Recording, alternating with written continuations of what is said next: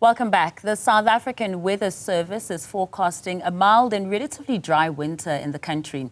This could have an impact on already shaky water supply as parts of the country battle crumbling infrastructure. Let's speak about this with former Water Department Director General Mike Muller. Mike, thank you so much for joining us on this Freedom Day on News at Prime. If it's not electricity, it's water. How imminent is South Africa's water crisis? I guess it depends which part of the country you're in, because in some parts of the country, they would say it's already at crisis level, and some to say that it is nearing that crisis level. Where do we stand with this? Good evening to you, Mas, and to your viewers. You know, I think we must be careful when we start talking about a water crisis, because unlike electricity, we get water in different places from different sources. And so, you know, what happens in one place is not necessarily going to happen in another. So first, it's not a national issue. It's a very local issue in many cases. Second, we also have to distinguish between the problems that a lot of people are having, including in Gauteng, in Johannesburg, where the supply from the municipalities isn't working very well. But there's plenty of water available. There's plenty of water in the dams. We've got the means to take the water from the dams and treat it. But by the time it gets to the municipalities, they seem to have some difficulty in getting it where it's needed in the quantity and quality we'd like. So, you know, I'm not very worried about the dams and the rivers. Frankly, I think on that side, certainly for this season, we don't have much drama to look forward to. But we certainly have a lot of problems at the local government level. And that's where the talk of crisis comes, because when you get cut off for 3 or 4 days or 3 or 4 weeks in a particular suburb or a particular village, as far as you're concerned, that is a serious crisis. It's not happening everywhere, but it happens in quite a few places over and over again. And while it may not be a national problem at this point in time, there are areas in the country, I mean, I can think of just like Hammanskraal, for instance. They even suffered a cholera outbreak. And in the areas like that, there are people who have never been able to open the tap and drink that water as well. And just listening to say that, you know, the dams are full. So nature is providing what it should.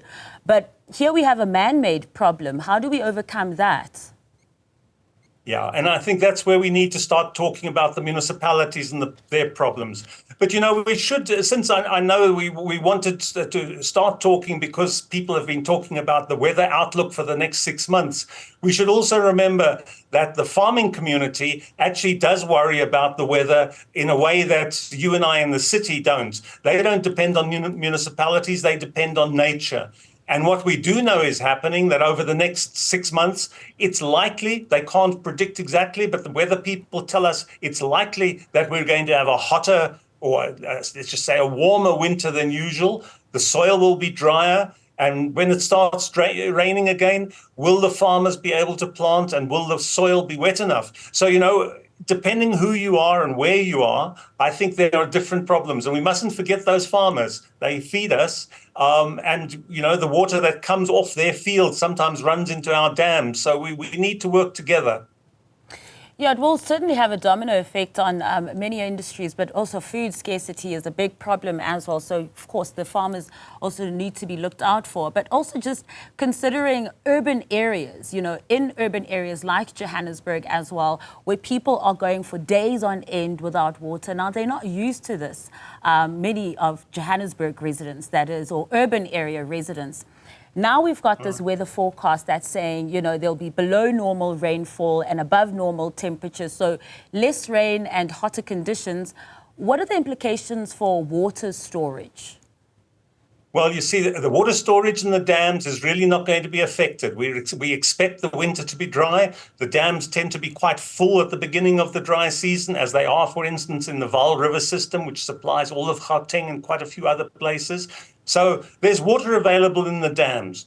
I can tell you what will happen, though, because it's warmer than usual. We do know that come September or October, when the weather starts heating up and we have a couple of heat waves, we see the water consumption in the cities rocketing. And that's where we really feel the problem, that the cities haven't managed to organize their water supply as effectively as they need to. The cities lose quite a lot of water through leaks, and actually you and I, the users, sometimes use more water than we should. And the combination, if you hit a dry period, a hot dry period, is that the city systems aren't able to keep up.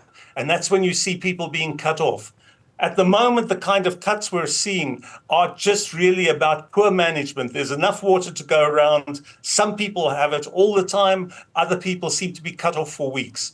That's a problem of municipal management, and the sooner we change some of the rules around how our municipalities and their water systems are run, the better. So the good news is actually the minister is, let's see what happens after the elections, but if the same minister comes back, he has started the process of saying to municipalities, if you can't actually organize your water system properly, I'm going to have to insist that you hire someone else, whether it's a water board or another municipality or a private company.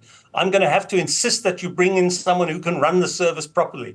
So that's where we're going in terms of fixing the municipalities. If they don't work, we're going to have to find another solution. And certainly in Johannesburg, I think the municipality, we know that they're failing. We can see it. We speak to people who haven't had water for a day or for a week, and they can't get an answer as to why not. Yeah. And, as you speak, Mike, of the proposed water consumption rocketing in the hotter months as well as we reach spring and September, October, that period.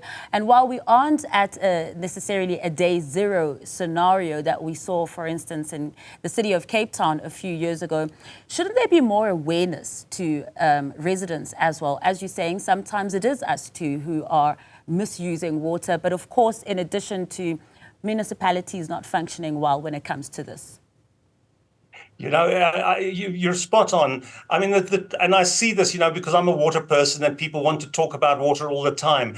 And they're particularly excited and interested when there's a problem, as there is in Johannesburg. There's hundreds of people on, 10 or 20 WhatsApp groups, all worrying and complaining about water.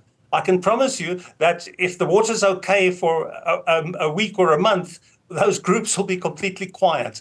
And the thing about water is that we need to think about it all the time. Those dams fill up slowly and they empty slowly. And our behavior affects how the dams behave. And if we can get it right, we don't have to do a Cape Town story. Cape Town ran into its difficulty because they didn't want to build extra storage, even though they had more people coming into the city. And they had a 2-year drought and they ran into big problems because they didn't have enough water in store.